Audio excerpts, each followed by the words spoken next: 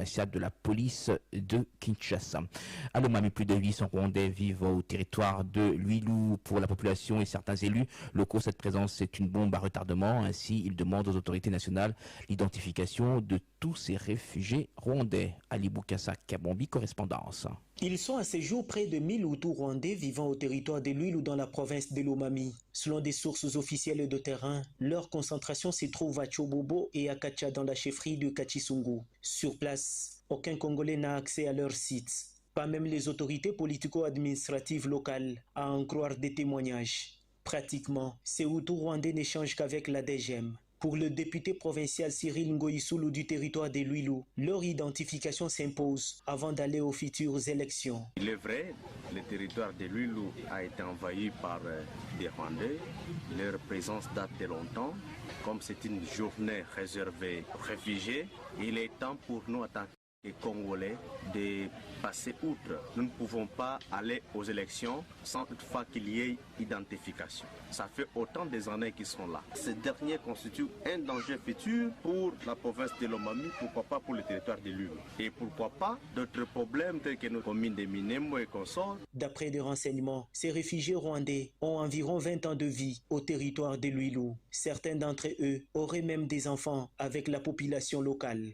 À Mouéné-Ditou, province de Lomami, Ali Boukassa Kabambi, Top Congo FM. Le rétablissement de la paix, la sécurité, l'autorité de l'État congolais dans les zones de conflit est un facteur majeur pour éliminer les violences sexuelles. C'est le directeur du Bureau conjoint des Nations Unies aux droits de l'homme qui l'a dit au cours d'un atelier initié pour commémorer la journée internationale de l'élimination des violences sexuelles en temps de conflit célébrée le 19 juin de chaque année.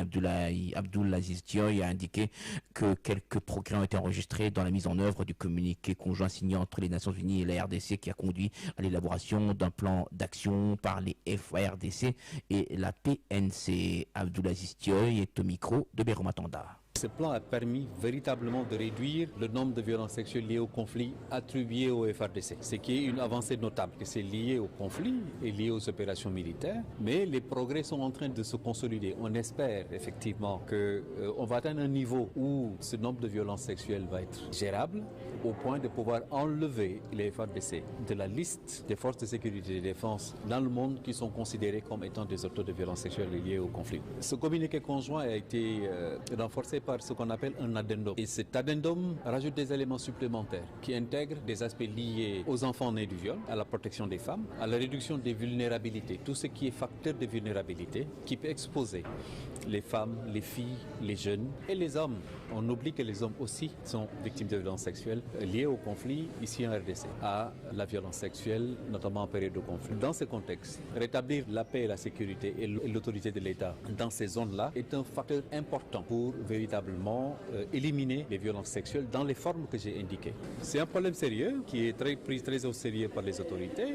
Le président a été nommé champion pour la masculinité positive, mais également la première dame et aussi a été désignée championne pour le plaidoyer en faveur de la lutte contre les violences sexuelles liées au conflit. Le directeur du Bureau conjoint des Nations Unies aux droits de l'homme. Les travaux de construction des barrages de Katende dans le Grand Kasaï et Kakebola dans le Grand Bandou vont bientôt redémarrer. Les financements sont disponibles. C'est le directeur général de la DGDP, direction générale de la dette publique, dépêché en Inde il y a quelques semaines, qu'il annonce. Laurent Batoumona précise que les RDC et l'Inde coopèrent dans plusieurs projets. On l'écoute. L'État indien participe dans plusieurs projets, surtout les projets liés à l'électricité. Nous pouvons noter qu'ils sont sur le projet des barrages de Katende, des barrages de Kakobola, sur les photovoltaïques ou panneaux solaires à Ankoro, dans les Sankoro, dans l'Équateur et dans les Katanga. Il y a à peu près une dizaine de projets qui sont pilotés par le gouvernement indien à travers les financements. Et nous nous sommes dit que le Covid est passé. Nous n'avions jamais des réunions en présentiel. Voilà pourquoi, cette fois-là, le ministre a demandé que nous allions pour chercher à réconcilier les comptes. Il s'est fait que les comptes sont en ordre. Nous sommes dans la même longueur d'onde entre l'État indien à travers l'Exim Bank India, qui est la branche financière du gouvernement indien, et le ministère des Finances à travers la Direction générale de la dette publique. Aussi avons-nous évalué un projet qui est en cours, c'est le désengorgement de la ville de Kinshasa. Et ils ont sélectionné l'entreprise AFCOM qui viendra pour chercher à ce que les travaux d'infrastructure routière puissent commencer, pour que les embouteillages puissent au moins être atténués dans la ville de Kinshasa, où il ne reste que la validation par les gouvernements indiens. À combien est évaluée l'enveloppe pour la réalisation de tous ces projets? 282 millions de dollars. Dans les accords, le gouvernement congolais va apporter sa quote-part. Vous savez qu'il y a une embellie financière. Nous pensons que nos excellences, les ministres des Finances et M. Budget vont s'atteler pour pouvoir libérer la partie de la quote-part congolaise. Laurent Batoumona, le directeur général de la DGDP, la Direction générale de la dette publique. Contentieux d'électricité en RDC entre abonnés opérateurs d'électricité. Il existe un forum indépendant pour trouver des solutions aux litiges en matière d'électricité. C'est l'ARE, Autorité de régulation du secteur de l'électricité. Cette cellule s'est donnée pour objectif recevoir les plaintes des consommateurs d'énergie électrique, tout comme celles des opérateurs d'électricité, et d'assurer un arbitrage. On écoute maître Marco Kuyou, avocat et arbitre, joint au téléphone de Pascal Kapalaï. On essaye de garder la procédure d'arbitrage ou de conciliation dans des limites assez brèves, comme la loi nous le demande. Je rappellerai déjà que c'est une procédure qui est contradictoire et par là, nous devons respecter les droits de la défense.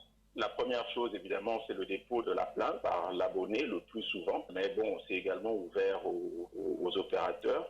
Et donc, une fois que le dépôt de la plainte est effectué et que les droits sont payés, ce que l'ARE fera, c'est de transmettre la plainte ainsi que les pièces qui accompagnent la plainte auprès de l'opérateur ou de la personne contre qui la plainte est déposée, et on lui demandera à ce moment-là de fournir les éléments pour justifier le caractère fondé ou non fondé de la plainte qui est soumise.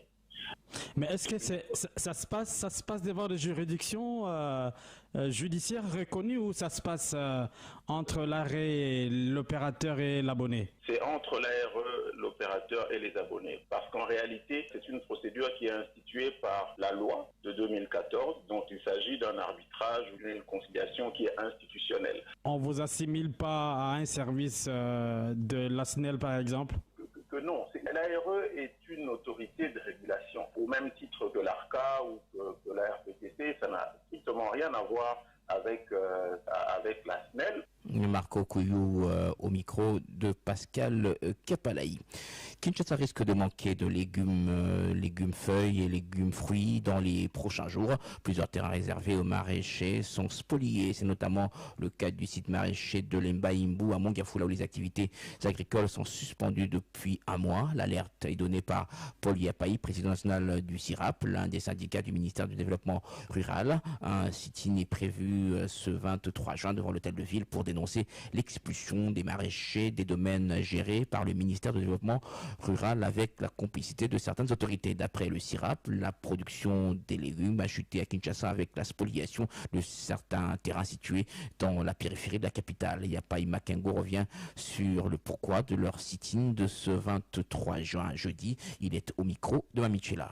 Nous allons faire ce sit-in parce que à Lemba-Imbu, on a déguerpi tous les maraîchers, on a détruit toutes leurs plates-bandes, ils ne travaillent pas. À Mango, ils ont détruit tout. C'est comme à Fessinjili, ils ont tout détruit, vendu par les inciviques. Deuxième chose, le ministère du Développement rural avec les services Sénaïp, son travail à lui en République démocratique du Congo, c'est d'encadrer ces maraîchers et ces maraîchères pour qu'ils puissent savoir comment faut-il s'aimer, planter, récolter et faire des coopératives. Un chef coutumier qui est en train de vendre en complicité avec certains généraux, certains colonels et d'autres autorités politico-administratives. Le développement rural n'a plus l'accès. Le ministère des Affaires foncières est concerné. C'est comme ça nous avons dit. Le gouverneur qui est le premier citoyen puisse nous voir et il lui va contacter tous ces ministres afin de retourner les 10 vallées maraîchères entre les mains des paysans. D'ici là, on va connaître cette pénurie parce qu'il n'y a plus de production telle qu'à Lemba-Imbu. On produisait au moins par jour 150 ou 200 kilos de légumes qui quittaient Njili-Brasili jusque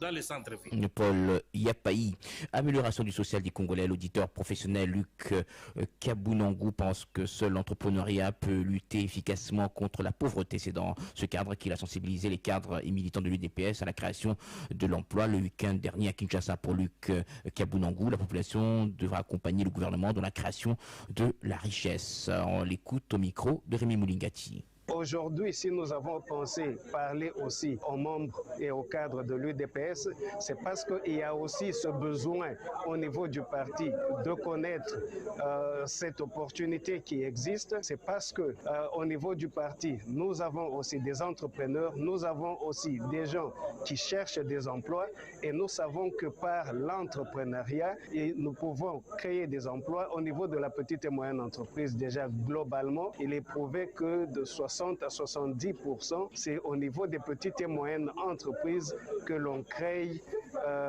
des emplois et on peut protéger des emplois. Donc voilà que nous avons pensé sensibiliser les membres du parti